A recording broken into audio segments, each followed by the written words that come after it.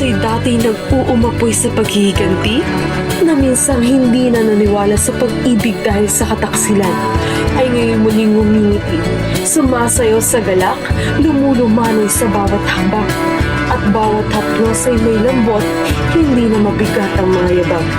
Puso'y malaya at muling handang magmahal.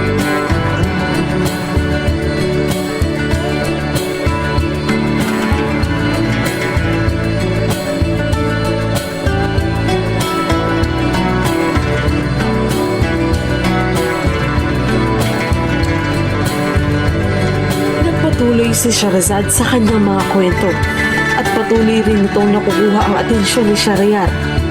Ang mga gabing dugo ang dumadalak, ngayon ay napuno na ng mga kwento na naging sandata upang tapusin ang mga takot at iyak. Hindi isa, hindi lima, at hindi rin 10 o 100 gabi ang nakalipas na walang dugong dumadalak. Libong gabi ang napuno ng mga kwento na siyang lumiktas sa libong buhay sa imperyo. Libong gabi na siyang naging dahilan ng pagsibol ng mga bagong kwento.